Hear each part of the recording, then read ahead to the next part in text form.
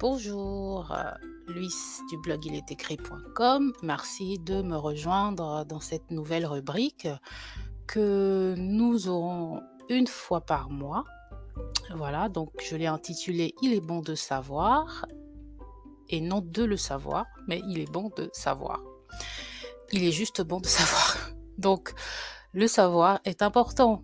Alors, c'est une rubrique dans laquelle nous pourrons parler actualité, culture, histoire, enfin bref, tout ce qui tourne autour du monde chrétien et qu'il est intéressant de savoir. Non, je ne parlerai pas gossip, pas de rumeurs, pas de Congo-ça, comme diraient certains. Donc, pour ce premier épisode, nous allons parler culture en parlant mariage et sainte seine. Plus spécifiquement, de vin et de mariage. Est-ce que vous me suivez? Pas d'inquiétude, vous allez comprendre. Mais avant tout, c'est quoi la Sainte Seine? Pour ceux qui ne le savent pas, la Sainte Seine, aussi appelée communion par certains ou repas du Seigneur, consiste à consommer du pain et du vin en mémoire de Jésus.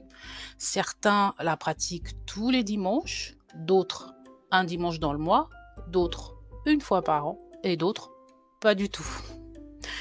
Donc le jour précédant sa crucifixion, Jésus a ordonné à ses disciples de continuer à célébrer la Sainte Seine. Nous trouvons ce passage dans Matthieu 26, dans Marc 14 et dans Luc 22. Je vais vous lire un extrait de ce passage dans Matthieu 26 des versets 26 à 30. Je cite: « Et comme il mangeait, Jésus prit du pain, et ayant rendu grâce, il le rompit et le donna à ses disciples et dit: Prenez, mangez, ceci est mon corps. Ayant aussi pris la coupe et rendu grâce, il la leur donna en disant: Buvez-en tous, car ceci est mon sang, le sang de la nouvelle alliance qui est répandu pour plusieurs pour la rémission des péchés. Or, je vous dis que désormais, je ne boirai plus de ce fruit de la vigne jusqu'au jour où je boirai à nouveau avec vous dans le royaume de mon Père. » Et après qu'ils eurent chanté le cantique, ils partirent pour la montagne des Oliviers. Donc, certains, vous me direz, mais nous savons tout cela, Luis, voilà. D'autres, si vous n'êtes pas chrétien, tout cela peut-être vous échappe, c'est tout nouveau. Mais voilà, je voudrais ici vous parler de quelque chose de bien spécifique et vous allez comprendre, dans ce passage, nous parlons du sang de la nouvelle alliance symbolisé par le vin, donc le fruit de la vigne. Et ce dont je vais vous parler aujourd'hui, c'est quelque chose que j'ai découvert il y a quelques années, mais je trouve cela intéressant. Et donc, puisqu'il est bon de le savoir, je vais le partager avec vous. Et donc, c'est parti pour notre petite virée.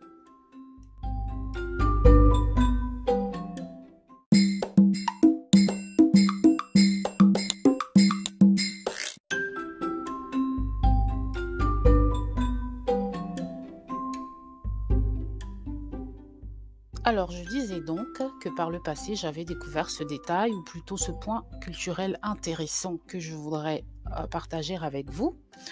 Il s'agit du déroulement du mariage selon la culture juive.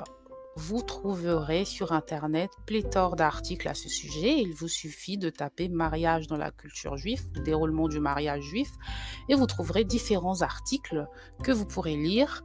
Je ne vais pas vous citer ici des points très très exhaustifs, et donc il y a beaucoup de choses encore que vous pourrez découvrir par vous-même si vous faites cette recherche. Donc, comment est-ce que cela se passait et quel est le rapport, le parallèle que nous pouvons établir entre la Sainte Seine et le déroulement du mariage juif? Donc, tout d'abord, les mariés devaient tous deux être juifs. Nous savons que dans la Bible, Dieu nous demande de ne pas nous marier à des non-chrétiens, de ne pas nous mettre sous un joug étranger. Voilà, premier parallèle. Ensuite, le mariage était arrangé par le père. le père de l'époux, du futur époux. Donc, nous savons aussi que dans la Bible, c'est Dieu, le Père, qui est celui qui a orchestré la venue de Jésus sur terre et qui a prévu les noces de l'agneau, c'est-à-dire le mariage entre l'Église et Jésus. Le fiancé devait se présenter au domicile de sa future fiancée avec 3 choses: de l'argent, un projet de contrat de mariage et une outre de vin. Nous retrouvons ici notre vin comme dans la Sainte Seine. Ensuite, un prix était fixé pour l'acquisition de la mariée et ce prix devait être payé par le fiancé. Notre parallèle ici avec le sacrifice de Christ, qui est le prix qui a été payé pour nous racheter. Nous, en tant qu'Église, en tant que corps de Christ, en tant que fiancés de Jésus. La fiancée devait donner son consentement, ce qui sous-entend que ce n'était pas forcé, ce n'est pas un mariage forcé. Donc, le parallèle avec nous, en tant que chrétiens, c'est que nous acceptons effectivement Jésus comme Seigneur et Sauveur de notre vie, de notre propre volonté. Il ne s'impose pas à nous, nous l'acceptons de nous-mêmes. Ensuite, lorsque l'accord est conclu, et là nous revenons à notre vin, on versait du vin dans une coupe pour sceller l'alliance. On retrouve encore notre vin et notre Sainte Seine.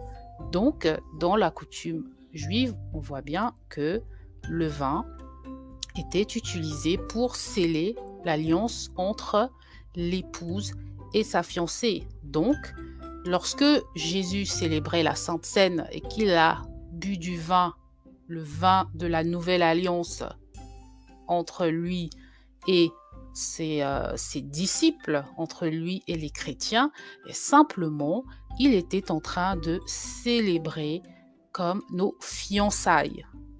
Si vous voyez ce que je veux dire, c'est pour ça que on appelle l'Église la fiancée, l'épouse, puisque nous sommes la future épouse, puisque en fait, une fois que ce vin-là avait été bu, les fiancés étaient légalement liés en tant que mari et femme, sauf que ils ne pouvaient pas encore vivre ensemble, tel que nous, Église, corps de Christ, nous attendons encore le retour de notre époux.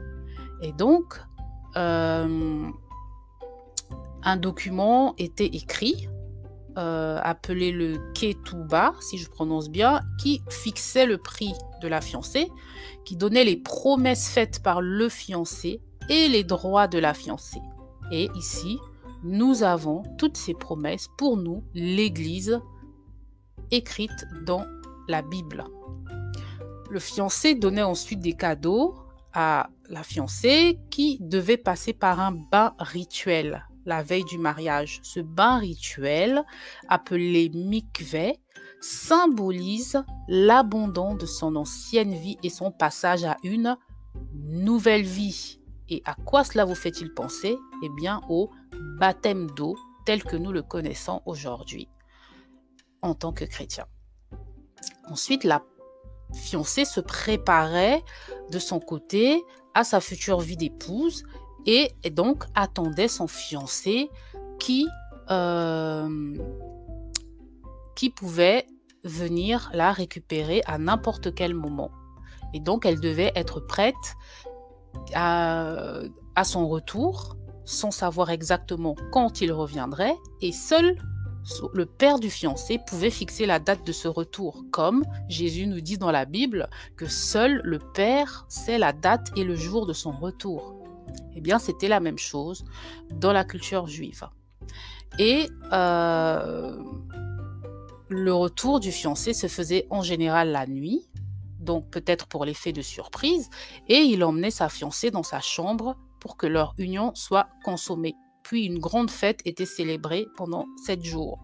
Aussi, point intéressant à savoir, lorsque Jésus nous dit que nous devons boire ce vin en mémoire de lui, eh bien, c'est parce que cette outre de vin qui était offerte à la fiancée au début de ses fiançailles, eh bien, la fiancée consommait ce vin-là pendant tout le temps de l'attente, pendant tout le temps de son attente, de sa préparation au retour de son fiancé.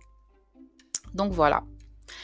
C'est assez intéressant. Je voulais vous partager ce petit détail afin que vous compreniez d'où vient que Jésus a choisi, pourquoi Jésus avait choisi le symbole du vin en tant que symbole de la nouvelle alliance.